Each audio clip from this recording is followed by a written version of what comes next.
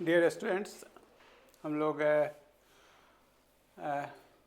ये जो है केमिस्ट्री का जो है महत्वपूर्ण प्रश्नों का जो है एनालिसिस या फुल डिस्कशन दे रहे हैं, जिसमें आपको इसके पहले क्लास 5-6 बायोलॉजी का मिल गया है या हो गया है। केमिस्ट्री में भी 2 इसके पहले क्लास का वीडियो आप लोग तक पहुंच गया है। उसी कड़ी में अगला जो है 10 प्रश्नों का, इसमें 4-5 और हम कर रहे हैं। और देखिए इसमें जो आपके लिए कितना ही लाभ का है। देखना क्या है, तो जो साइंस है तो समझने का चीज़ है। बायोलॉजी के एनालिसिस से, चाहे मेरे क्वेश्चन डिस्कशन करने के तरीका से आपको एहसास हो रहा होगा, तो हम पढ़ा रहे हैं सेट। और ऐसे इसके अतिरिक्त आप पढ़ना चाहते हैं तो मेरा जो है टोटल जीएस का ऐप है, उस पर सब उपलब्ध है। आप केवल केमिस्ट्री भी पढ़ सकते हैं, 3 महीना कोर्स है 199 में, या फिर बायोलॉजी पढ़ सकते हैं, फिजिक्स, सब सब्जेक्ट दिया हुआ है लिस्ट पर, उसको आप देख लीजिएगा। और इस कड़ी में 2 आपका क्लास यानी 2 वीडियो 10 प्रश्नों का जो एनालिसिस संग्रह मिल गया है, उसमें तीसरा जो है ये सेट कहें या क्लास कहें या वीडियो कहें, उसमें यह है। इसमें देखते हैं क्या क्या आपका प्रश्न है।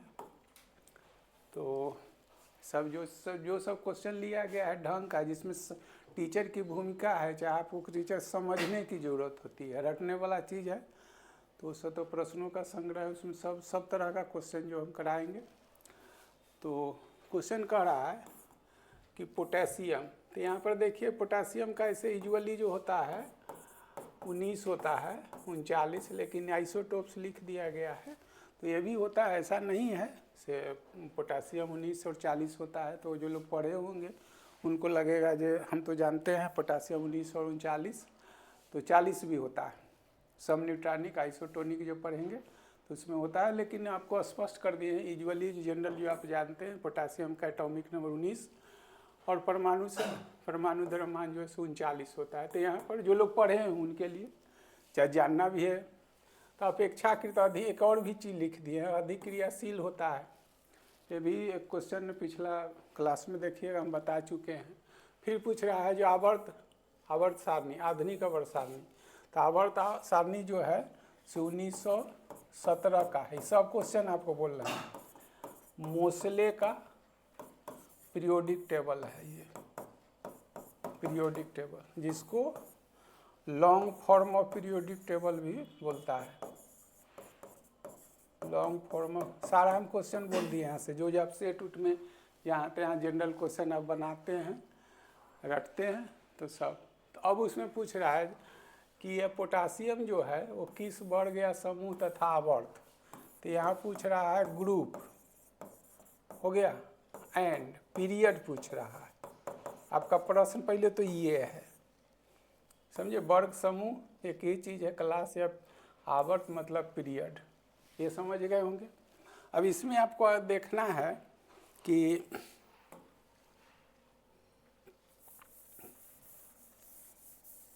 सब चीज़ हम समझा रहे हैं, केवल क्वेश्चन का आंसर कहिएगा तो तुरंत हम कर देंगे, और उससे आपको ABC आप करेंगे केवल।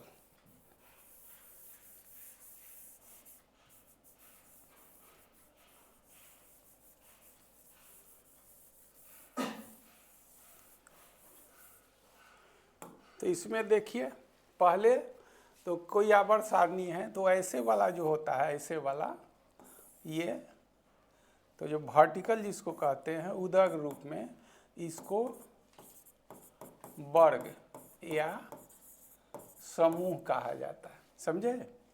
और जो ऐसे मिलेगा, ऐसे इसकी कितनी संख्या है तो पीरियोडिक टेबल में हम लोग पढ़ेंगे। तो ये ऐसे जो क्षैतिज होता है ये उदग्र में, उदग्र जो ऊपर से नीचे हुआ उसको वर्ग या समूह कहते हैं। ऐसे जो होता है ये क्षैतिज रूप में, इसको लैटरल या हॉरिजॉन्टल कहते हैं, इसको आवर्त कहा जाता है, समझे। आवर्त मतलब पीरियड्स। तो ये पूछ रहा है जो किसका है, समझ गए। ये पूछ रहा है जो पोटेशियम किसका है। तो इस क्वेश्चन तो एक है, लेकिन क्वेश्चन ऐसा सेट किया जो एक साथ आपको 8-10 तरह के आंसर आपको बताएं, और 8 तरह से के आप प्रश्नों को आप सॉल्व कर सकें।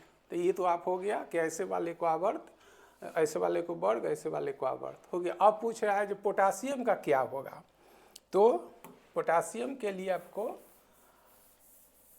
कैसे आप निकालेंगे, इसका आंसर बाद में अपने आप कर लेंगे। तो अब जो कह रहा है कि पोटासियम जो है, यहाँ पर देखिए लिखा हुआ है, पोटासियम हमको केवल 19 से मतलब है, 39-40 से मतलब नहीं है।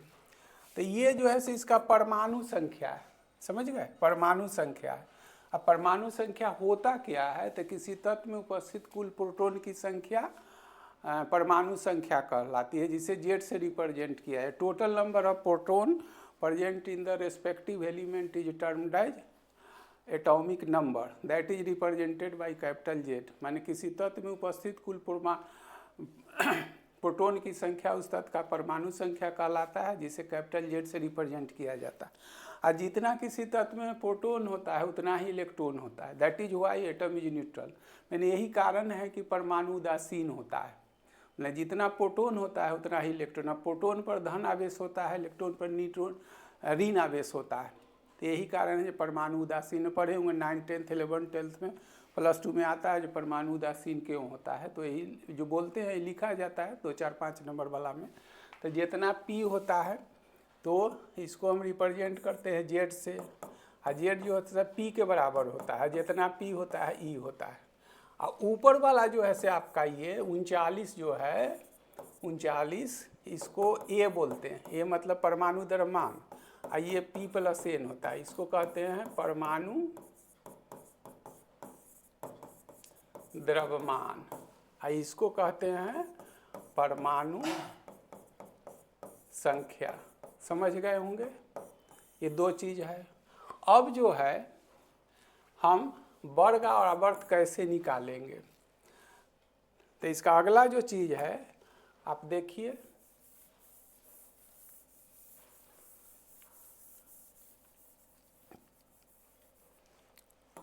अब पोटासियम जो है 19 है, तो 19 है, इसका मतलब 19 इसमें P है और 19 क्या है, E है।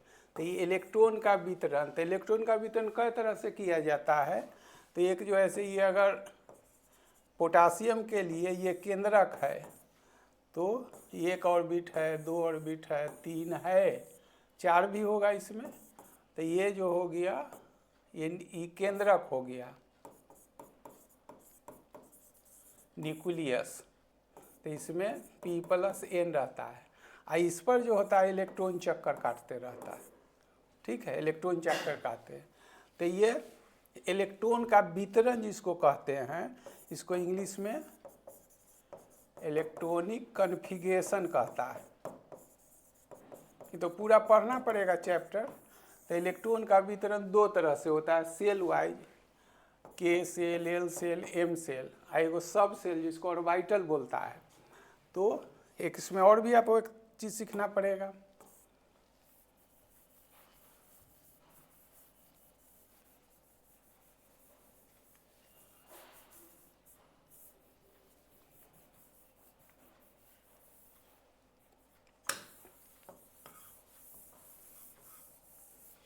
अब इसको शॉर्ट करके बता देते हैं। तो 19 है, तो इसका मतलब 19 इसमें इलेक्ट्रॉन है। तो ये तो आपको याद होगा, पढ़े होंगे, 1s2, 2s2, 2p6, 3s2, 3p6, 4s1। ये कैसे होता है इसके लिए भी, तो 2 8 8 2, ये जो है से ये दूसरा ऑर्बिट है, इसको फर्स्ट करिए, ये सेकंड कीजिए, इसमें 8, और तीसरा जो है से इसमें 8 है, चौथा में है 1, हो गया। तो इसके लिए आपको ये देखिए ये केंद्रक है, तो इसके लिए 1 ऑर्बिट, 2 ऑर्बिट, 3 ऑर्बिट, 4 ऑर्बिट, मतलब यही ना किया, 2 8 8 1 हो गया। तो सबसे बाहरी कक्षा कौन है आपका, चौथा है, ठीक है। तो सबसे बाहरी कक्षा में जितना इलेक्ट्रॉन होता है वही उस तत्व का संयोजकता इलेक्ट्रॉन होता है। Total number of electron present in the outermost orbit of respective element is termed as valence electron. The valence electron take part in chemical reaction. किसी तत्व के सबसे बाहरी कक्षा में कुल उपस्थित इलेक्ट्रॉन की संख्या संयोजकता इलेक्ट्रॉन कहलाती है और संयोजकता इलेक्ट्रॉन ही रासायनिक अभिक्रिया में भाग लेता है। तो सबसे बाहरी कक्षा कौन है इसका? आपका चौथा है। उसमें कितना इलेक्ट्रॉन देख रहे हैं? एक। तो इसमें कितना हो गया? तो चूंकि VE बराबर 1 इसलिए ग्रुप की संख्या जो होगी फर्स्ट होगी। तो आपका आंसर मिल गया। जो पूछ रहा है जब बढ़ गया समूह तो आंसर हो गया फर्स्ट। लेकिन तो फर्स्ट वाला तो कौन देख रहे हैं? ये तो क्रमशः पूछ रहा है, तो पहले वर्ग पूछ रहा है, तो ये तो होगा नहीं, ये तो होगा नहीं। अब बचाइए, हो गया। तो दोनों में जो है एक है। अब ये होगा कि ये होगा, तो ये समझिए, समझ रहे होंगे ना। पूरा चीज़ हम चैप्टर समझा रहे हैं। ये क्वेश्चन तो से डेवलप किया हुआ है। जो एक क्वेश्चन ऐसे ही हम बोलते हैं, जो जितने सारे प्रश्नों का मेरा संग्रह है, जो आपको एक मिला होगा ऐड चाबी भी मिलेगा, जो 2100 क्वेश्चन जो हम करा रहे हैं आप लोग के लिए, जो परीक्षा दे रहा है, उसमें ऐसे प्रश्नों का संग्रह किए हैं जो एक साथ 4, 5, 10 भी कहीं कहीं आंसर हम आपको देंगे। लेकिन वो पढ़े हुए उनके लिए, जो समझ रहे हैं उनके लिए तो हम क्या कर रहे हैं पूरा लग रहा होगा, लेकिन जो ना समझ रहे उनके लिए सीधा लगेगा। तो पूछ रहा है जो वर्ग क्या होता है? तो किसी तत्व में उपस्थित कुल किसी तत्व का संयोजकता इलेक्ट्रॉन जो होता है वही उस तत्व का वर्ग या समूह संख्या होता है। तो संयोजकता इलेक्ट्रॉन होता क्या है? तो किसी तत्व के उपस्थित सबसे बाहरी कक्षा में, समझे, इलेक्ट्रॉन भी 3 प्रकार के होता है, पढ़ाएंगे संयोजकता, बैलेंस इलेक्ट्रॉन, कोर इलेक्ट्रॉन, पेनल्टी मेटल। तो पढ़ने का चीज़ है, एक साथ क्या 2-3 महीना जब हम केमिस्ट्री पढ़ाते हैं 1-1 घंटा, तो समझ सकते हैं क्या क्या पढ़ा दिया जाएगा उसमें। तो संयोजकता इलेक्ट्रॉन किसी तत्व में उपस्थित सबसे बाहरी कक्षा में उपस्थित कुल इलेक्ट्रॉन की संख्या संयोजकता इलेक्ट्रॉन कहलाती है। संयोजकता इलेक्ट्रॉन ही रासायनिक अभिक्रिया में भाग लेता है। और किसी तत्व का संयोजकता इलेक्ट्रॉन जितना होता है वही उस तत्व का वर्ग या समूह संख्या होता है। तो सबसे बाहरी कक्षा देख रहे हैं, चौथा है ये, इसी के लिए बना दिए हैं। तो उसमें इलेक्ट्रॉन कितना है? 1। तो संयोजकता इलेक्ट्रॉन हो गया, तो ग्रुप संख्या तो 1 तो हो गया। तो 1 वाला में आपका ये 2 है, ये तो होगा नहीं। अब कहता है कि संयोजकता इलेक्ट्रॉन जिस आवर्त में संयोजकता जिस ऑर्बिट में होता है, जिस पथ में होता है, वो इसका आवर्त संख्या होता है। तो देखिए ना, पहला ऑर्बिट ये है, दूसरा ये है, तीसरा है, चौथा है। तो चौथा में ना है एक इलेक्ट्रॉन, तो इसका आवर्त संख्या जो हो जाएगा 4 हो जाएगा। देखिए ये तो है, साथ साथ आपका आंसर ये होगा, ये नहीं होगा। क्यों? इसलिए कि ऐसे इसको देखते हैं तो पहला आवर्त में 2 इलेक्ट्रॉन है, दूसरा में 8 है, तीसरा में 8 है और चौथा में क्या है? 1 है। तो संयोजकता इलेक्ट्रॉन की संख्या 1, इसलिए वर्ग या समूह की संख्या 1। संयोजकता इलेक्ट्रॉन जिस ऑर्बिट में, जिस कक्षा में, वही उस तत्व का आवर्त संख्या होता है। तो चौथा में है आपका 1 इलेक्ट्रॉन। तो इसमें तो बोर बोरी का स्कीम जो पिछला हम 2 क्लास लिए उसमें बताए हैं कि किसी ऑर्बिट में अधिकतम इलेक्ट्रॉन की संख्या का निर्धारण 2n² से किया जाता है, जहाँ पर n is the number of orbit. तो तीसरा ऑर्बिट में 18 रह सकता है, तो 8 क्यों नहीं? तो पढ़ना पड़ेगा। ऐसे हम ये क्वेश्चन को हम सॉल्व किए हुए, ये सब ढंग का क्वेश्चन है ना, रट के सेट बना देते, ABC करते, परीक्षा भी आप पास कर जाते हैं, तो उस पर क्या टीका टिप्पणी। लेकिन जहाँ तक रियल जानने की बात है तो पढ़ना पड़ेगा। तो अब जो शॉर्ट में हम कर देते हैं, किसी तत्व के सबसे बाहरी कक्षा में उपस्थित कुल इलेक्ट्रॉन की संख्या संयोजकता इलेक्ट्रॉन कहलाती है। और संयोजकता इलेक्ट्रॉन की संख्या जितनी होती है उस तत्व का वही वर्ग या समूह होता है। वर्ग या समूह जो उदक रूप में होता है वो होता है। आधुनिक अवर सारणी में यही है। और संयोजकता इलेक्ट्रॉन जिस ऑर्बिट में, जिस कक्षा में होता है वही उस तत्व का आवर्त संख्या होता है। आवर्त जो होता है से लेफ्ट टू राइट, मतलब बाईं से दाएं या दाईं से बाईं क्षैतिज होता है, जबकि वर्ग या समूह ऊपर से नीचे, उत्तर से दक्षिण की होता है। हो गया। अब संयोजकता इलेक्ट्रॉन निकालने के लिए हम क्या करेंगे? तो संयोजकता इलेक्ट्रॉन निकालने के लिए हमको इलेक्ट्रॉन का वितरण देखना पड़ेगा। तो इलेक्ट्रॉन हमको कितना वितरण करना है, डिस्ट्रीब्यूशन, वह इस पर निर्भर करेगा कि उस तत्व का परमाणु संख्या कितना है। अब परमाणु संख्या जानने के लिए आपको नंबर ऑफ प्रोटॉन देखना पड़ेगा। तो किसी तत्व का अगर यहाँ पोटासियम का परमाणु संख्या अगर 19 है तो इसका मतलब उसमें 11 P है। और जितना P होता है माने प्रोटॉन धन आवेश उतना ही उसमें E इलेक्ट्रॉन ऋण आवेश होता है। तो वितरण हम लोग इलेक्ट्रॉन का करते हैं। अब प्रोटॉन जो होता है उस तत्व के केंद्रक में जमा रहता है। बहुत कुछ कह दिए, समझ गए होंगे। तो फाइनली ऐसा ही नहीं, कोई भी तत्व हो, इसको वर्ग और आवर्त निकालने के लिए उस तत्व का परमाणु संख्या दिया रहेगा। यहाँ तो हम दे दिए हैं, नहीं तो ऐसे रहेगा जो पोटासियम किस में वर्ग में है तो नहीं दिया रहेगा। तो जानना आपसे चाहेगा जो पोटासियम का ही परमाणु संख्या जान रहा है कि नहीं। तो किसी तत्व में उपस्थित कुल प्रोटॉन की संख्या परमाणु संख्या कहलाती है। और जितना प्रोटॉन होता है उतना ही इलेक्ट्रॉन होता है। प्रोटॉन उस परमाणु के केंद्रक में रहते हैं, जबकि इलेक्ट्रॉन चक्कर काटते रहते हैं किस ऑर्बिट पर। तो पूरा चैप्टर का चीज़ है, लेकिन जहाँ तक संभव है बोल देते हैं। और इलेक्ट्रॉन के वितरण आप ऑर्बिट वाइज भी कर सकते हैं, ऑर्बिटल sp/d वाइज पढ़े होंगे, याद आ रहा होगा तो करिएगा। तो जो सबसे बाहरी कक्षा होगा जिसमें उसमें इलेक्ट्रॉन होगा उस तत्व का संयोजकता इलेक्ट्रॉन होगा। और संयोजकता इलेक्ट्रॉन यही नहीं, संयोजकता इलेक्ट्रॉन ही रासायनिक अभिक्रिया में भाग लेता है। मैंने the very valence electron take part in chemical reaction. बहुत सारा एग्जाम आप जानते हैं, ऐसी बात नहीं है, आप उसका यूज जानते हैं लेकिन उसको डिफाइन नहीं करना जान रहे हैं। आप यूज के सोडियम क्लोराइड है तो सोडियम में तो इलेक्ट्रॉन 11 गो है, लेकिन भाग तो 1 गो लेता है। क्लोरीन में सबसे बाहरी कक्षा में जो है से 7 हुए है, लेकिन भाग तो 7 ही न लेता है उसमें भी तो 17 है। तो ये आप जानते हैं, लेकिन उसी को जब चैप्टर आएगा तो पूरा, लेकिन अधिक से अधिक हम समझा रहे हैं। तो आपको वर्ग निकालना होगा, वर्ग ऊपर से नीचे वाला, आवर्त जो है से बायां से दायां। तो संयोजकता इलेक्ट्रॉन की संख्या जितनी होगी वही उसका वर्ग होगा। और संयोजकता इलेक्ट्रॉन जिस ऑर्बिट में कक्षा में होगा उसका आवर्त संख्या होगा। और उसमें जो है से पोटासियम दिया हो, कोई भी आप निकाल लीजिए अगर समझ गए होंगे तो ये आपको इसको सॉल्व करने के लिए इतने चीज़ की ज़रूरत है। ये तो जनरल भी कम है, तो लगभग चीज़ पूरा काम का चीज़ पढ़ा दिए। इसमें भी और बातें हैं, लेकिन वो देखेंगे। और सारा अभी क्लास जो रेगुलर है उसमें आप लोग जुड़ने का कोशिश कीजिए।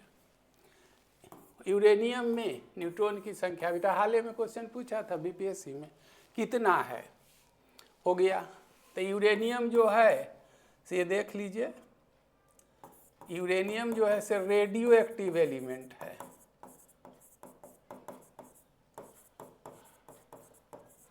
मतलब रेडियो सक्रिय तत्व। रेडियो सक्रिय कहते किसको हैं तो लेंदी हो जाएगा।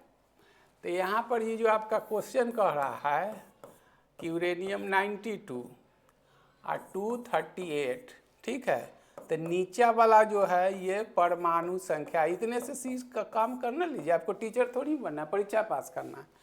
तो परमाणु संख्या है ये। तो परमाणु संख्या को हम लोग नहीं,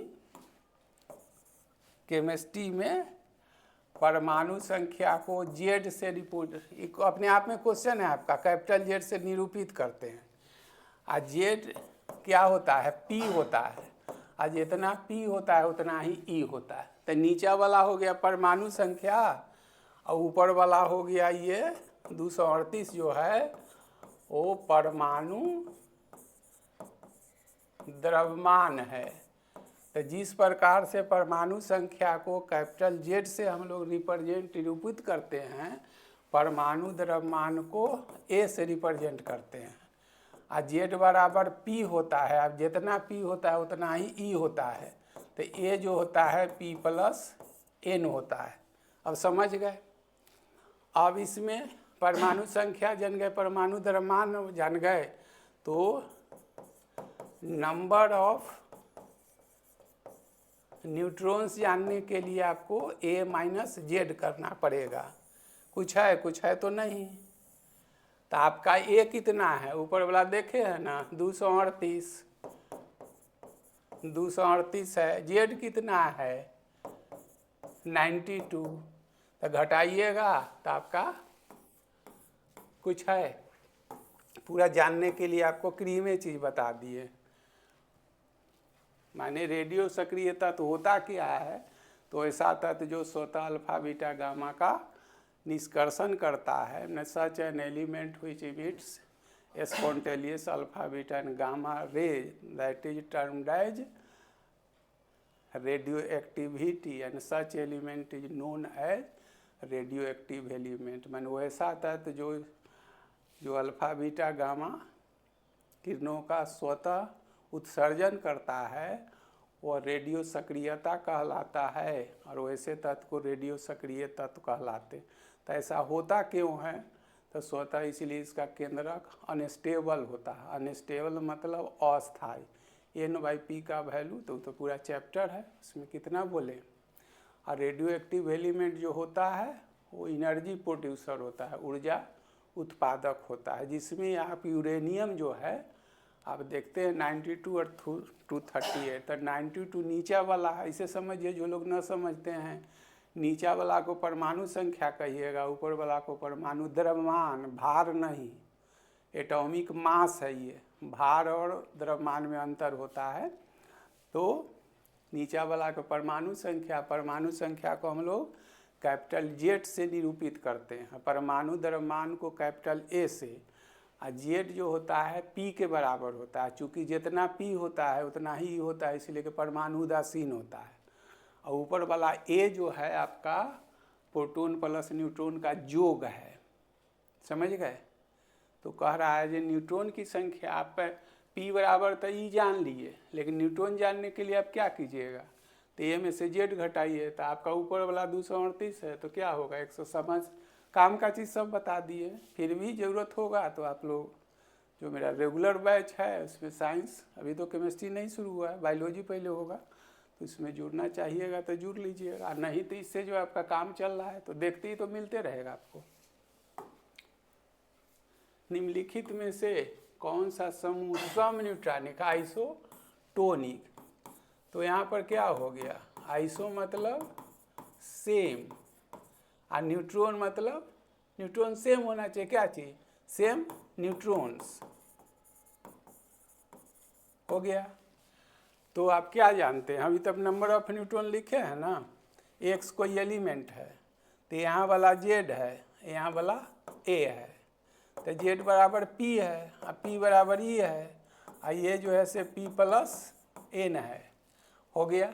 तो इसमें देखिए, तो इसके लिए आप क्या देखते हैं, नीचे वाला तो आपके पास 6 है, और ऊपर वाला क्या है, P जितना P है घटा दीजिएगा, तो इसमें 8 है आपका न्यूट्रॉन, इसमें जो है से 7 है, इसमें जो है से 8 है, तो ये तो नहीं होगा, समझ गए।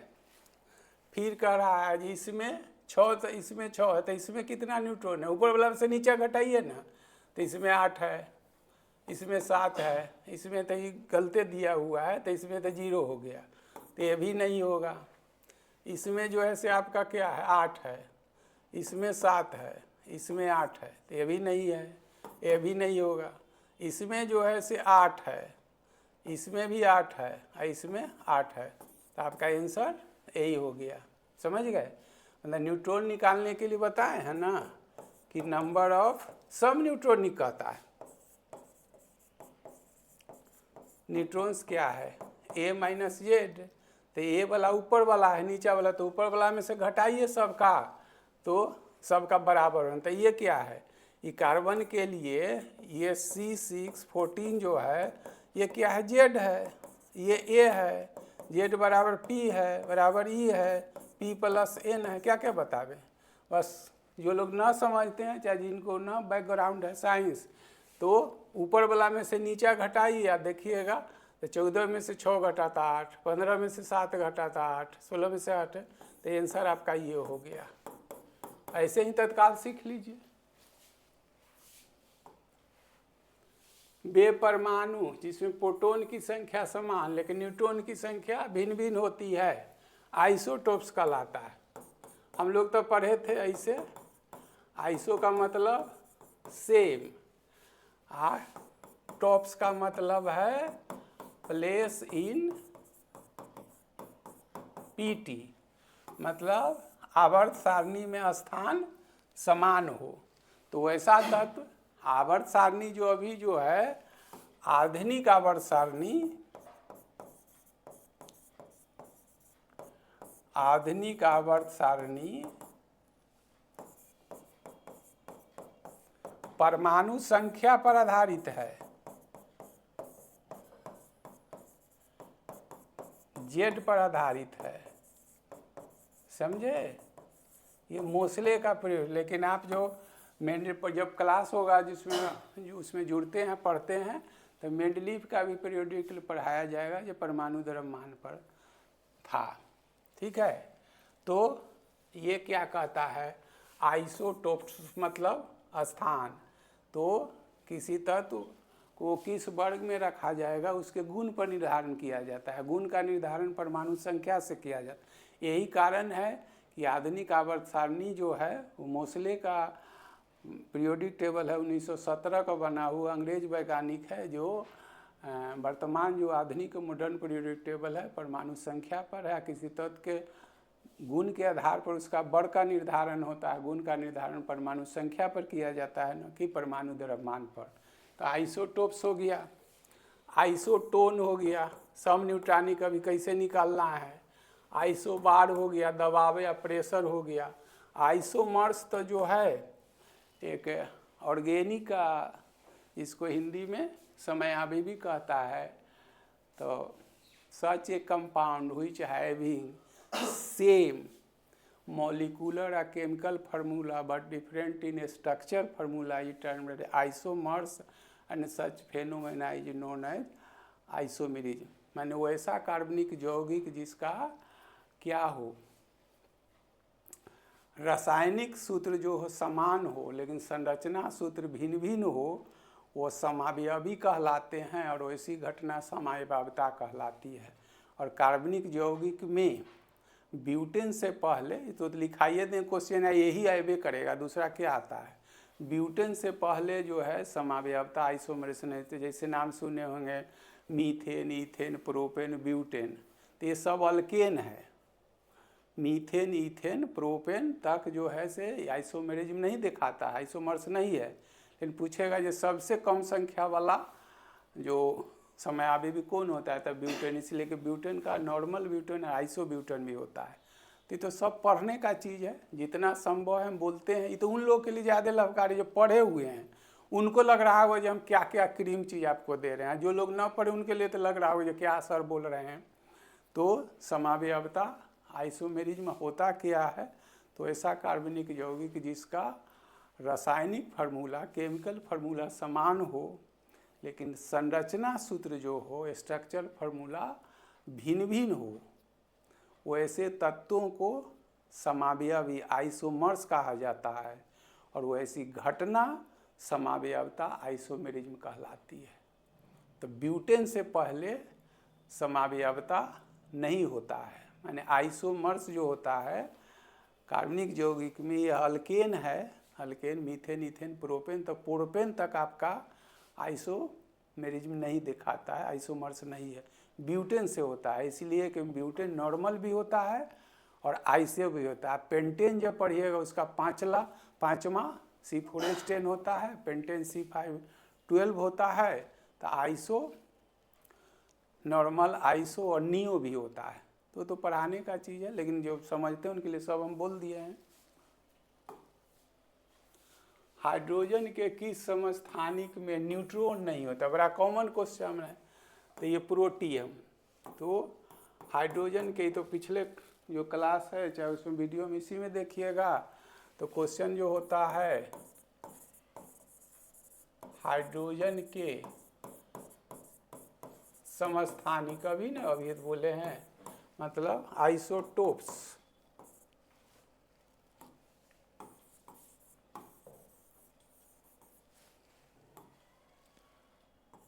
समस्थानिक। पहले तो ये जान लीजिए समस्थानिक की संख्या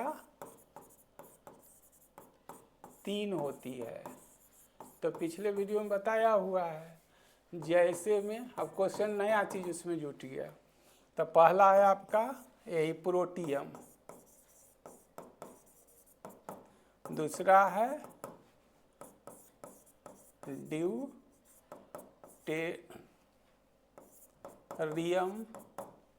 और तीसरा है ट्रिटियम। हो गया। तो इसको हम लोग लिखते हैं ऐसे, भाषा में लिखिएगा तो ऐसे, माने संकेत में ये लिखिएगा तो ये 2 होगा, ये लिखिएगा तो 3 होगा। तो आप क्या देखे हैं, ऊपर वाला जो है इसमें क्यों नहीं होगा, इसमें क्यों नहीं होगा।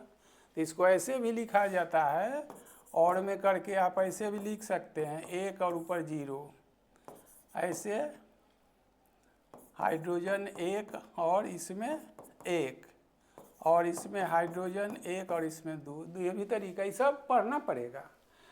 तो ऐसा क्यों लिखते हैं कि आप जानते हैं जो हाइड्रोजन, इसी को लीजिए एग्जाम्पल में,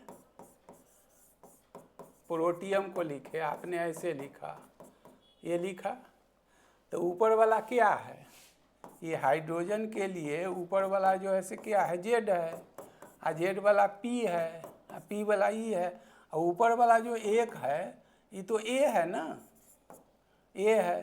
तो A में क्या होता है, P + N हो गया।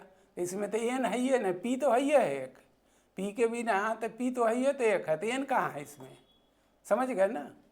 तो इसी को तो इस सब तरीका से पूछा जाएगा, ये सब कंसेप्चुअल क्वेश्चन है, ये सेट बनाने से या रटने से ये सब चीज़ नहीं होगा। हम चैप्टर पढ़ा रहे हैं, ऐसे पढ़ के जाइएगा तो मेरी भाषा में कहिए दोनों हाथ से भर दीजिए, कुछ न रहता है।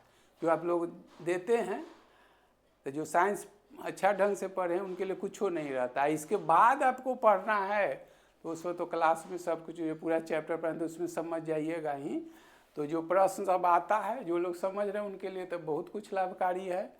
तो समस्थानिक होता क्या है, समस्थानिक माने वैसा तत्व जिसका परमाणु संख्या समान हो, परमाणु द्रव्यमान माने भिन्न भिन्न हो, चाहे नंबर ऑफ न्यूट्रॉन भिन्न भिन्न हो। तो ये पूछ रहा है जो न्यूट्रॉन की संख्या, तो न्यूट्रॉन की संख्या निकालने के लिए क्या करते हैं, number of neutron is equal to A - Z, माने परमाणु द्रव्यमान में से परमाणु संख्या घटा देते हैं तो नंबर ऑफ न्यूट्रॉन निकल जाता है।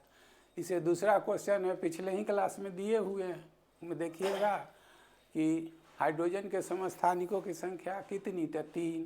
तो 3 कौन कौन है, तो प्रोटियम, ड्यूटेरियम, ट्रिटियम। तो अब तीसरा क्वेश्चन पूछ रहा है कि किस में न्यूट्रॉन नहीं होता है, तो प्रोटियम में होता है, क्यों नहीं, तो 3 है तो प्रोटियम आप ऐसे लिखिएगा, इसको ऐसे भी लिखिएगा, ऐसे भी लिख सकते हैं। आई क्यों नहीं होता है ऐसे समझा दीजिए। नीचा वाला परमाणु संख्या, ऊपर वाला परमाणु द्रव्यमान है, तो नीचा वाला जो है से क्या है, P है, और ऊपर वाला परमाणु द्रव्यमान जो है से P + N है। तो P तो एक है ही है, तो एक ही है, नीचा ऊपर भी है, तो इसका मतलब न्यूट्रॉन उसमें नहीं है। तो उसको इस रूप से भी, तो तीनों मॉडल जो है सब इसमें समझा दिए हैं। आपके लिए लाभकारी बहुत है, समझ लीजिएगा, एक बार नहीं कई बार, लेकिन समझना तो ही पड़ेगा। अब देख लीजिए, एक यही एक कड़ी में है जो हम लोग हर क्लास में आपको बताते हैं। जो टीचिंग तो हम 25 वर्ष से ज़्यादा से कर रहे हैं, लेकिन मेरा अपना चैनल जो है से यही 1-1.5 महीना से हम डेवलप किए हैं, जिसका नाम देखिए रहे हैं, टोटल GS है।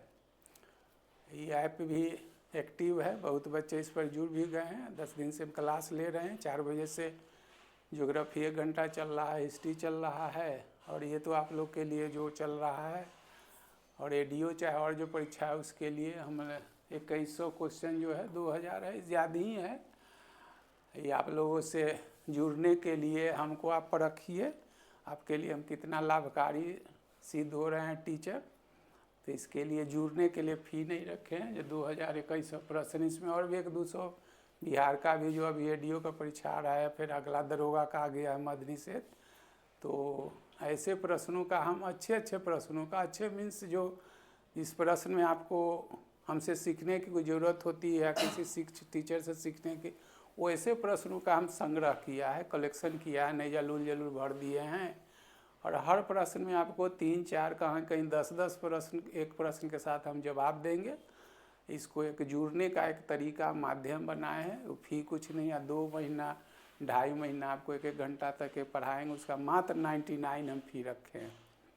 और उसी कड़ी में जो ऐसे प्रश्न है, ऐसे ही प्रश्न है जिसमें हिस्ट्री का है, ज्योग्राफी का है, पॉलिटी का है, इकोनॉमी का है, बायोलॉजी, जो परीक्षा का जो डिमांड है, हम देखते हैं जिस सब्जेक्ट से ज़्यादा प्रश्न आते हैं वो, और क्वेश्चन का स्टैंडर्ड क्या रहता है, तो जनरल क्वेश्चन हम उसमें नहीं डालें। जनरल क्वेश्चन तो आप रट के थोड़ा बहुत पढ़े भी रहते हैं, समझ लेते हैं। तो जहाँ पर हमसे कुछ सीखने की ज़रूरत होती है या हम आपको कुछ सिखा सकते हैं, वैसे प्रश्नों का संग्रह हम 2000 से अधिक किए हैं। और वो परीक्षा जो है से 2-2.5 महीना तक ही आपका 1-1 घंटा, कभी कभी 2 घंटा भी हो जाएगा। उसमें करेंट उरेंट भी हो सकता है, जो एडियो देना है तो मैथ आपको कुछ करा दिया जाएगा। तो ऐसे प्रश्न उसमें आप लोग हर हाल में जुड़िए, हम तो यही कहेंगे। 99 तो दिन भर में पान गुटखा लोग खा के फेंक देते हैं, तो इसको हम फीड नहीं देख रहे हैं। थोड़ा आप लोग के सहयोग की ज़रूरत है हमको। अपना चैनल हम सब डेवलप किए, अपना सब कुछ किए, 1 महीना हुआ है। इसमें सहयोग क्या करना है, कोई मंदिर और हम रोड थोड़ी ही बनाने जा रहे हैं जिसमें आप हमको दीजिए तो मेरा बन जाएगा। हम समझते 99 में 909,000 का तो जरूर लाभ जरूर हम दे देंगे। उससे ज़रूर जुड़िए और देखिएगा, आपको 1 हफ्ता लगते लगते एहसास होने लगेगा जैसे सर तो हमको 1 दिन में 99 सधा दिए हैं, घरेलू भाषा में कहे। तो इसमें आप जुड़िए। मंडे ट्यूसडे से हम क्लास शुरू कर रहे हैं। ये जो बायोलॉजी का 5-7 दिए हैं, केमिस्ट्री का, फिर फिजिक्स का देंगे, इतना तो वीडियो बना चुके हैं, इतना क्लास ले लिए, सब में देखिए। कहीं आपके लिए ज़्यादा कोई सब्जेक्ट आपको लगे। फिर इसमें मेरा जो ऐप है टोटल जीएस ऐप है, उसमें आपको नहीं लगता है कि साइंस मेरा अच्छा है, हमको हिस्ट्री पढ़ना है, हिस्ट्री पढ़ लीजिए। नहीं हिस्ट्री नहीं पढ़ना है, ज्योग्राफी पढ़ लीजिए, ज्योग्राफी पढ़े हुए मैप पढ़ना है, मैप पढ़ लीजिए। पॉलिटी पढ़ना है, पॉलिटी पढ़ लीजिए, बायोलॉजी पढ़ लीजिए। सब अलग अलग खुचरा कर दिया गया है। और सब कोर्स है जो 199 का है, 2.5 से 3 महीना के 1 घंटा क्लास। इससे सस्ता शब्द तो नहीं बोले हम, आपके लिए सुगम कर दिए हैं। और नहीं पूरा कोर्स पढ़ते हैं तो 1 साल का कोर्स है, सब उसमें दिया हुआ है मेरे प्ले स्टोर पर। टोटल ये सब का डाउनलोड कीजिएगा, उसमें सब डिस्क्रिप्शन दिया हुआ है। जिसमें जुड़ना है जुड़िए। और टीचर बीच के बीच तो एक म्यूचुअलिज्म है, एक सहयोगात्मक, हम आपके लिए कुछ करते हैं तो मेरे लिए भी कुछ किए। लेकिन म्यूचुअलिज्म जो है इसे सिमेट्रिकल नहीं है, एसिमेट्रिकल है। जितना हमसे आप लाभान्वित होते हैं उतना हम लाभान्वित आपसे नहीं होते हैं। तो ऐसे तो टर्म है, थोड़ा मैच्योर्ड होंगे तब समझ रहेंगे ना, ये म्यूचुअलिज्म है। लेकिन ये सिमेट्रिकल नहीं है, जितना हमसे आप लाभान्वित होते उतना आपसे हम नहीं होते हैं। अगर दोनों लाभान्वित होते तो इसको सिमेट्रिकल कहता है। लेकिन टीचर स्टूडेंट के बीच में म्यूचुअलिज्म है, लेकिन ये नॉट सिमेट्रिकल, रादर एसिमेट्रिकल। कोशिश करेंगे जो अधिक से अधिक आपके बीच हम पहुँचे और आपको लाभान्वित करें। आकांक्षाएँ तो जीवन में बहुत हैं, लेकिन बीइंग ए टीचर, एक टीचर से जो होना चाहिए उसमें कोशिश कर रहे हैं। इसमें आप लोग जहाँ तक हो, क्या है लाइक करना, सब्सक्राइब करना है, तो हमसे बेहतर आप लोग समझते हैं, आप लोग ज़्यादा इस चीज़ को है। और हर हाल में कहेंगे जो और कुछ नहीं तो 99 वाला में जुड़ लीजिए, देख लीजिए 3-4 महीना में क्या आपको हम दे रहे हैं। आगे करते हैं क्वेश्चन। पोटासियम पर मैग्नेट में मैग्नीज का ऑक्सीकरण संख्या कितना होता है? तो यहाँ देख लीजिए, आपसे पूछ क्या रहा है, के है, MnO4 है, अलग अलग तोड़ दिए हैं। तो ये आपसे पूछ रहा है, समझे? तो ऑक्सीजन का 8 होता है, समझे, 2 6। तो 1 ऑक्सीजन के लिए तो निकालने का चीज़ है, -2 हो गया। तो ऑक्सीजन कितना हो गया आपके पास? ऑक्सीजन 4 है, तो -2 × 4 तो क्या हो गया? -8 हो गया। तो कि ये जो रूल है ये तो पूरा पढ़ाने का चीज़ है। तो किसी यौगिक में सम वैल्यू जो होता है प्लस माइनस का 0 होना चाहिए, और नहीं होता है तो ही कटायन एनायन चाहे उस पर आवेश आता है। तो पोटासियम का तो 19 होता है, आप जानते हैं ना, पोटासियम अभी 19 है। तो क्या निकाले हैं? 2 8 8 1।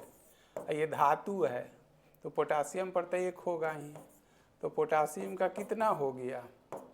+1 हो गया। तो सम वैल्यू कितना चाहिए आपको? माइनस यहाँ पर कितना है? गुने 4, तो -8 है, और प्लस आपके पास कौन इतना है, तो आपको कितना चाहिए? +7 चाहिए, तो इसका आंसर जो होगा ये होगा। तो इसको रूल है, ये कोई भी यौगिक है तो उसमें यौगिक में धनायन और ऋणायन, जिसको इंग्लिश में कटायन एनायन कहता है, इसका योग का मान 0 होना चाहिए। तो जिसमें से पूछेगा उसको आपको x मान लेना है। तो इसमें आप जानते हैं क्या, k का जानते हैं, इसलिए कि धातु है तो उसका तो धन होगा ही। तो कितना धन 1 है। ऑक्सीजन पर, एक ऑक्सीजन पर -2 होता है, क्यों, इसलिए 2 6 है। ये ऑक्टेट का रूल है कि except helium all element obey octet rule, माने हीलियम को छोड़ के जितने सारे जो तत्व हैं वो अष्टक के नियम का पालन करते हैं। अष्टक के नियम में होता क्या है कि every one try to reach up, जो जहाँ है मतलब अपने से ऊपर बढ़ना चाहता है, ट्राई टू स्टेबल माने अस्थाई होने का चाहता है। तो केमिस्ट्री में स्टेबिलिटी का कंडीशन है जिसके बाहरी कक्षा में 8 इलेक्ट्रॉन हो जाएगा वह स्टेबल हो जाए, that is termed as inert, माने इनएक्टिव हो जाता है। जैसे आप देखिएगा 8 ग्रुप का helium, neon, argon, krypton, xenon, ये सब जो है इसको 0 ग्रुप कहता है। इसे चूँकि इस गैसियस स्टेट में इसलिए इनर्ट गैस ग्रुप भी इसको कहता है। तो जैसे हम आप ही से हम अगर क्वेश्चन करें जो आप पढ़ते क्यों हैं, तो नौकरी लेना। नौकरी क्यों करिएगा भाई, तो पैसा कमाएंगे। पैसा कमा के क्या करिएगा लाइफ को, तो क्या नौकरी न कीजिएगा तो डकैती करिएगा, चोरी कीजिएगा, पर नहीं। तो नौकरी इसीलिए करना चाहते हैं कि 30 दिन पर हमको जो सैलरी जो है मिल जाए, करें या ना करें। तो क्या है, नौकरी का अल्टीमेट गोल है कि लाइफ को स्टेबल कर देना, इनकम को स्टेबल करना। तो केमिस्ट्री में भी तो यही चाहेगा, एवरीवन ट्राई टू रीच, जो जहाँ अपने से ऊपर बढ़ना चाहता है और निकटतम। तो केमिस्ट्री में 2 रूल है, या तो जितने तत्व जो है से अष्टक के नियम ऑक्टेट रूल को भी करते हैं या डुएट रूल को, माने द्वितीयक नियम कहते हैं, एक्सेप्ट हीलियम। हीलियम को छोड़ के, हीलियम के बाहरी कक्षा में जैसे ही 2 हो जाता है वो स्टेबल हो जाता है, लेकिन हीलियम को छोड़ के जितना है उसको अष्टक के नियम को, तो इसीलिए वो इलेक्ट्रॉन के साझेदारी करता है, इलेक्ट्रॉन के ट्रांसफ़र करता है। तो साझेदारी से जो बंधन बनता है उसको कोवैलेंट सहसंयोजक, और जो ट्रांसफ़र से बनता है स्थानांतरण से उसको इलेक्ट्रोवैलेंट या आयनिक बॉन्ड को, इसलिए आयन का फॉर्मेशन होता है उसमें ना। तो चिंता नहीं कीजिएगा, ये चैप्टर सब तो पढ़ना है, तो इतना चीज़ बोल रहे हैं ना। जब ये चैप्टर आएगा तो हम बच्चा जैसा आपको एक एक चीज़ समझाएंगे, समझ जाइएगा। और साइंस तो इतना बेहतर समझिएगा जो क्या बोलें, जो जीएस में रहता है, जो परीक्षा देते हैं, एक आध दूज इधर उधर अटपटंग रहता है लेकिन मजबूत हो जाएगा। लेकिन इतना कम समय क्या, लेकिन पढ़ना तो जो है सब हम बोलते हैं। तो मैंने अष्टक के नियम के अनुसार ऑक्सीजन जो है इसका परमाणु संख्या 8 है, तो उसके बाहरी कक्षा में 6 है, तो उसको एक ऑक्सीजन के लिए 2 चाहिए ना इलेक्ट्रॉन, इसीलिए तो -2 है। ऑक्सीजन कितना है, 4 है, देख रहे हैं ऑक्सीजन 4 है, तो माइनस की संख्या कितना हो गया, -8।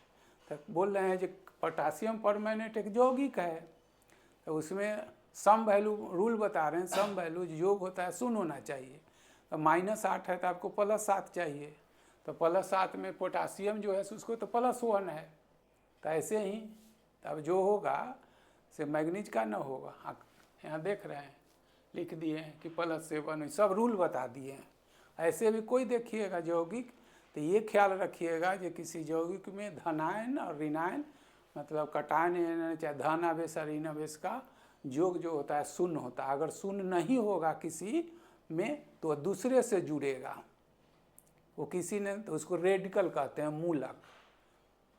समझ गए, तो पढ़ाया जाएगा, पढ़िएगा। लेकिन यहाँ जितना क्वेश्चन है वो ऐसे ही आप बना लीजिएगा। जल की अस्थाई कठोरता, अस्थाई है देख ले, परमानेंट के लिए जल में उपस्थित किस धातु, पहले ये देख लीजिए। तो आपका ये है, ये देखिए यहाँ पर ये जो है मैग्नीशियम का सल्फेट होता ये होता, लेकिन ये है जिस कारण ये नहीं होगा। समझ गए, ये जो है सोडियम जिस कारण इसका आंसर नहीं रहता तो चलता। फिर देखिए यहाँ पर मैग्नीशियम कैल्शियम का है लेकिन बाइकार्बोनेट है, तो बाइकार्बोनेट से यही समझा देते हैं, बाइकार्बोनेट से ये अस्थाई नहीं अस्थाई कठोरता होती है, अस्थाई कठोरता, जिसको टेम्परोरी हार्डनेस कहा जाता है, समझे। अस्थायी कठोरता है उबालने पर पानी को उबालने पर दूर हो जाता है, समझे। लेकिन अस्थायी कठोरता जो है, अस्थायी जो होता है कठोरता, सारा चीज लिख देते हैं, उबालने पर नहीं बल्कि, तो पढ़ने का चीज है, परम्यूटेड विधि कहता है, परम्यूटेड विधि से इसको दूर किया जाता है। बोल दिए ये है। अब फिर कह रहा है कि आंसर आपका ये होगा, कैल्शियम मैग्नीशियम के क्लोराइड तथा सल्फेट। तो इसका मतलब क्या हो गया, मैग्नीशियम का क्लोराइड और सल्फेट है, तो मैग्नीशियम का क्लोराइड ये हो गया। अब फिर क्या है, सल्फेट है, तो मैग्नीशियम का सल्फेट ये हो गया। फिर कह रहा है कैल्शियम क्लोराइड हो गया, और कैल्शियम भाषा में भी लिख दी, ये आपको चाहिए सारा चीज एक प्रश्न के साथ 4-5 आंसर आपको दे दिए। केतली में जल उबालने पर, केतली में इसलिए कि बार बार चाय वाला हम भी आप बराबर उबालते हैं, तो उसकी आंतरिक सतह पर सफ़ेद परत जो होता है मैग्नीशियम कैल्शियम कथी होता है, बाइकार्बोनेट होता है, बाइकार्बोनेट, समझे, बाइकार्बोनेट होता है। यही जब फिर घिस दीजिएगा तो खत्म हो जाए, सीधे क्वेश्चन ही कर दिए आपको। अग्निशामक में सोडियम बाइकार्बोनेट के घोल तनु अम्ल के साथ क्रिया करके गैस उत्पन्न करता है, आग बुझ जाती है, CO2, समझे। आग बुझाने वाला जो अग्निशामक जो कार्मिक होते हैं, आप देखते हैं सिनेमा हॉल में, देखिएगा आप अभी भी जाते हैं हम लोग, तो सिनेमा हॉल के दोनों तरफ जो होगा एक लटका रहता है एक सिलेंडर जिसमें आग लिखा रहता है, समझे। अब ध्यान दीजिएगा, तो ज्योग्राफी में हम बच्चों को पढ़ाते हैं, चाहे भी ज्योग्राफी या साइंस का, सब साइंस से मिलता है, तो आग रहता नहीं है उसमें, आग बुझाने का साधन रहता है, समझे, आग बुझाने का साधन रहते हैं। तो प्रयोगशाला में आप कार्बन डाइऑक्साइड बनाए होंगे CaCO3 कैल्शियम कार्बोनेट पर HCl डाल के, हाइड्रोक्लोरिक अम्ल, लेकिन वहाँ पर जो रहता है H2SO4 रहता है, समझे, H2SO पर है, वो हाइड्रा एसिड है, ये ऑक्सी एसिड है।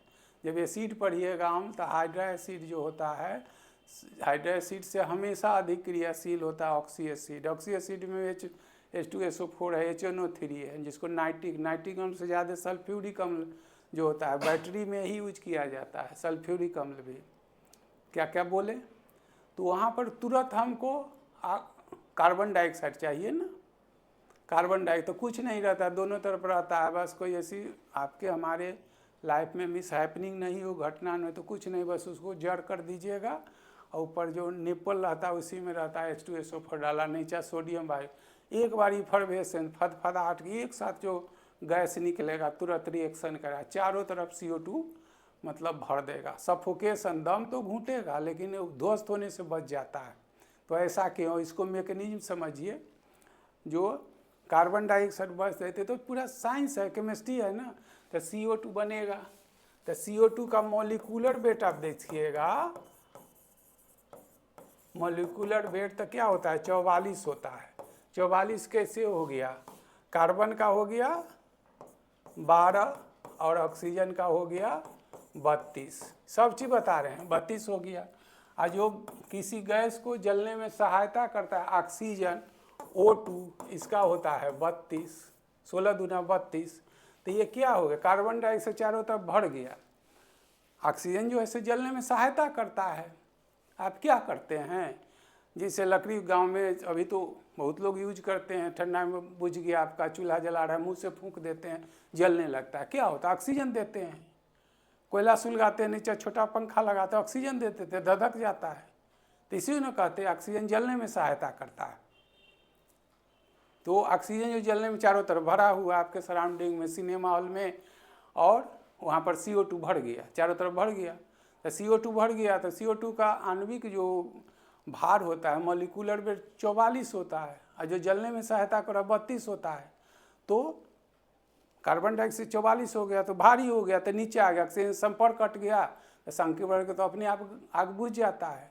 तो फायर ब्रिगेडियर जो है वो कुछ नहीं करता है, दूर से पानी फेंक के, जो आप कहीं पे आग लग जाता है जो जाता है दूर से पानी फेंकता है, दूर से इसलिए फेंकता है, आग से वो नहीं जलेगा, थोड़ी जलता है। तो उसको साइंटिफिकली वैज्ञानिक रूप से कुछ नहीं करता है, जलते आग पर पानी छीट के वो क्या करता है, जलवाष्प बनाता है, जलवाष्प बनाता है। आग धधक रहा है, उस पर पानी छीट दिया तो क्या है, पानी जो है तरल है, और उधर उसको तापमान मिला तो तरल जो है गैस में बदल गया, और जलवाष्प बता तो वाटर वेपर, वाटर जैसी संपर्क में आएगा तो वाटर वेपर बनेगा। और water vapour also containing 60 to 90% CO2, जलवाष्प में 60 से 90% तक कार्बन।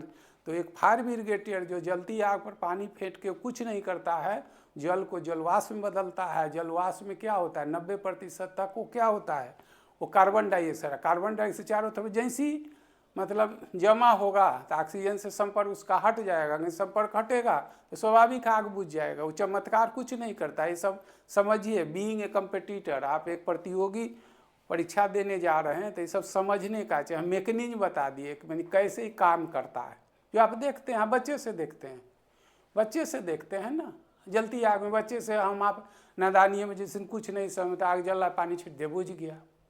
लेकिन आप देखते हैं जो बहुत ज़्यादा आग धधक रहा है उसमें थोड़ा पानी डालते हैं तो बुझता नहीं है। तो क्यों, इसलिए कि जितना उसमें टेम्परेचर है, तापमान है, उसको बुझने की तो बात है, उतना पानी आप डालेंगे तभी तो जलवाष्प बनेगा। तो उड़ गया, जलवाष्प तो बना नहीं। तो ज़्यादा पानी आप डाल देंगे तब जलवाष्प बनेगा, जलवाष्प बनेगा तो CO2 बनेगा, तब ऑक्सीजन संपर्क हटेगा। लेकिन थोड़ा थोड़ा पानी डालते जाते हैं, क्या आग धधकते रहता है, पानी भी आपका खत्म हो जाता है। तो सारी क्रिया विधि मैकेनिज्म में कैसे काम करता है वो बता दिए हैं। तो साइंस का में जुड़ते हैं चाहे पढ़ते हैं तो सारा चीज़ पढ़ाने का चीज़ है।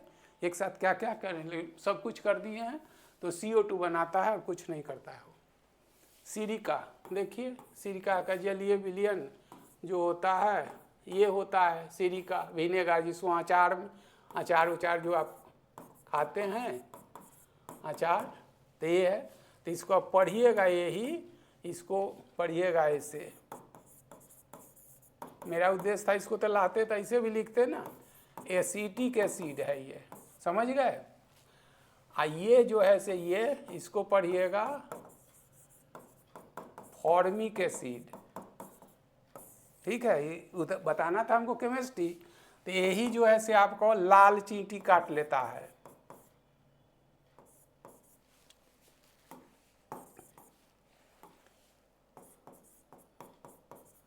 लाल चींटी या टिड्डा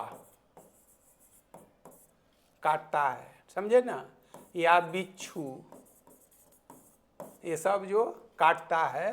तो इसमें यही जो होता है, इसके फॉर्मी के लाल चिड्डा के थोड़ा अंतर होता है, लार में पाया जाता है। एक के साथ प्रश्न बायोलॉजी का लिख दिए हैं, समझ गए ना। तो यही जो है से थोड़ा थोड़ा आपके शरीर पर, स्किन पर जलन महसूस करेगा।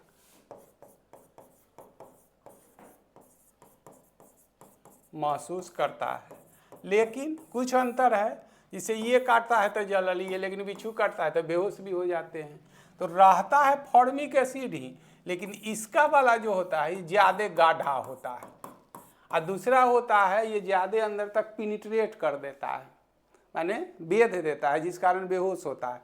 लेकिन इसके काटने से आपको, इसे काटने से बेहोशी नहीं है, ज़्यादा नहीं जलन होती है। लेकिन दोनों में फॉर्मिक एसिड HCOH ही होता है। लेकिन अंतर होता है कि बिच्छू वाला जो होता है फॉर्मिक एसिड, उसका ज़्यादा कंसनट्रेट में ज़्यादा चिपचिपा, ज़्यादा गाढ़ा होता है, और दूसरा है उसका जो पिनिट्रेट करता है, अंदर तक ले जाता है, जिस कारण बेहोशी और परेशानी होती है। लेकिन जब लाल चींटी या टिड्डा काटता है तो हम लोग को कम जलन होती है, जिसको छनछनाहट बिहारी भाषा चाहे घरेलू भाषा में बोलते हैं। लेकिन ये कन्फ्यूज नहीं कीजिए, दोनों के लार में ये फॉर्मिक एसिड ही रहता है। स्पष्ट कर दिए हैं। और ये जो है से ये इथाइल अल्कोहल है, यही हम लोग शराब में पीते हैं, समझे। HCl से बहुत काम है। यही ज़्यादा देर जो आप फास्टिंग में रह जाते हैं, फास्टिंग में आप रह जाते हैं, मान लीजिए जिसको उपवास, तो आपका मुंह जो है खट्टा खट्टा गंध देने लगता है, HCl का सेक्रेशन होता है। दूसरा है ये HCl, इसी को हाइपर एसिडिटी कहते हैं। ज़्यादा अगर लंबी अवधि तक भोजन नहीं करते हैं तो जिसको पित्त की बीमारी हाइपर एसिडिटी कहते हैं, इसका यही दिक्कत है। मैं जो कि ये से कुछ देर के बाद वो इनएक्टिव हो जाता है, लेकिन इसकी भूमिका बहुत, जैसे हम भोजन के साथ कितने बैक्टीरियल और वायरल चीज़ को लेते हैं, पानी कितना प्रदूषित पीते हैं, सो माइक्रोस्कोप से हम देख के नहीं पीते हैं। भोज पदार्थ के साथ जाए हुए जो जीवाणु होते हैं, विषाणु होते हैं, उसको इनगल्फ करता है, मारता है। तो इसकी बहुत बड़ी भूमिका है। जब ये हाइपर एसिडिटी, तो क्यों ना, किसी को आप सुने होंगे, कितनों पढ़ लिख लिए हैं, ग्रामीण क्षेत्र में शहर में रह रहे हैं, तो कोई नहीं बताया होगा ये गैस्ट्रिक का हम ऑपरेशन करा के आए, गैस्ट्रिक का, इसीलिए कि इंडोक्राइन ग्लैंड से निकलता है, ऑपरेशन नहीं होता है, समझ रहे हैं ना। ये सेक्रेशन होता है शराबी से, डक्टलेस ग्लैंड है, ये कोई पाइप नहीं है जो बंद किया जाएगा, और इसका सेक्रेशन जरूरी है। ठीक है, इसके अंग को हटा दिया जाए, ऑक्जेंटिक सेल से निकलता है, क्या क्या बोले, तो अगर हटा दिया जाएगा तो हाइपर एसिडिटी तो नहीं होगा, जिसको आप गैस की भी बोलते हैं, एसिडिटी बोलते हैं, चाहे जो शब्द यूज करते हैं, लेकिन दूसरा बीमारी से सफ़र होते। इसकी भूमिका है प्रदूषित भोजन, पानी के साथ जो बैक्टीरिया विषाणु जीवाणु विषाणु जाते हैं उसको अपनी शक्ति भर मारता है, इसलिए इसकी भूमिका, इसको बंद नहीं कर सकते हैं। लेकिन ये ज़्यादा निकलने लगता है तो इसको हाइपर एसिडिटी, आम बोलचाल के भाषा में गैस्ट्रिक की बीमारी कहते हैं। या बहुत देर तक फास्टिंग में आप रहते हैं तो ये तो नहीं, तो ये होता है जो भोजन नहीं मिलता है, इसको नहीं कोई ऐसा होता है तो ये इनएक्टिव हो जाता है, सक्रिय नहीं रहता है, इसलिए इसका श्रावण सेक्रेशन कम हो जाता है, नहीं तो और मुँह गंध देने लगता। तो इसको कुछ नहीं है। आप देखते हैं कोई गैस्ट्रिक पेशेंट को तो डॉक्टर यही सलाह देता है जो प्रत्येक 2 घंटा 4 घंटा के बाद कुछ न कुछ आप लेते रहिए, जो आपके शरीर से ज़्यादा HCl निकल रहा है, सेक्रेट हो रहा है, वो इमल्सिफाई होते रहे। इमल्सिफाई होते रहे मतलब भोज पदार्थ के साथ वो घुल के मतलब बाहर जाता रहे, वही जो है से न होगा तो आपका मुंह गंध देने लगता है। तो इसकी भूमिका है, इसीलिए इसका कोई इलाज नहीं है। मतलब हाइपर एसिडिटी, जिसको आम बोलचाल में गैस्ट्रिक की बीमारी कहते हैं, वो मुख्य रूप से HCl का ही सेक्रेशन होता है, ऑक्जेंटिक सेल से निकलता है। सारा चीज़ अगर पढ़े करेंगे तो यही पढ़ेंगे आप, इससे ज़्यादा कुछ नहीं है जो आपकी ज़रूरत का है। GS का मेडिकल, हम मेडिकल थोड़ी पढ़ा रहे हैं, चाहे जिनको डॉक्टरी में ये सब चीज़ नहीं पढ़ना है, तो ये सारा चीज़ है। तो HCl की भूमिका है, C2H5 बोल दिए, ये होता है, ये भी बोल दिए, सारा चीज़ बोल दिए। 10 प्रश्न ऐसे ही। अभी 2 मिल गया आपको, 2 क्लास, ये तीसरा वीडियो या क्लास था केमिस्ट्री का, 2-3 और आपको ये करेंगे। और जो इसो तो चलते रहेगा, कभी हिस्ट्री है, ज्योग्राफी है, पॉलिटी चल ही रहा है। अभी बायोलॉजी का 5-7 मिला है, केमिस्ट्री का फिर फिजिक्स मिल जाएगा, कभी ज्योग्राफी का, वो तो ये तो चलते रहेगा, यूट्यूब पर चल रहा है। इसीलिए आप लोग को भी जुड़ना भी है, हमको आप लोग पर रखिए, हम आपको थोड़ी देख रहे हैं। आप कैसा पढ़ाई चाहते हैं, कितना जल्दी सफलता चाहिए, तो आपको फैसला लेना है ना। तो हम अपना काम करिए रहे हैं, और कुछ नहीं, 1 साल का कोर्स है। आप लोग क्या है, बहुत सस्ता है, 199, 2-2.5 महीना पढ़ा रहे, उसमें नहीं तो 99 वाला भी जो बताया उसमें जोड़ लीजिए, 2-2.5 महीना देख लीजिए जो हम कितना आपके लिए कारगर सिद्ध हो रहे हैं। धीरे धीरे तो दिक्कत यही है, जो इतने वर्षों से पढ़ा रहे हैं, इतने लोगों के यहाँ पढ़ा है, इतने वर्षों से अपना आप शुरू किए हैं, तो थोड़ा बहुत चाहते हैं कि आप लोग इसमें सहयोग क्या करना है, कोई चंदा थोड़ी देना है। आप जो करेंगे उससे कई गुना तो जरूर हम सिखा रहे हैं, कैसे सिखा रहे हैं, क्या है, तो वो तो आप लोग उदाहरण देखिए रहे हैं। मंडे ट्यूसडे से वो 99 वाला बैच शुरू हो रहा है, उसमें टाइम बता देंगे हम मंडे को ही। बहुत बच्चे जुट भी गए हैं। और जो मेरा रेगुलर कोर्स है वो 4 से 1 घंटा चल रहा है ज्योग्राफी, 1 घंटा हिस्ट्री चल रहा है। और ये सब तो चलते रहेगा। मिलते हैं कल नेक्स्ट क्लास में और थैंक यू।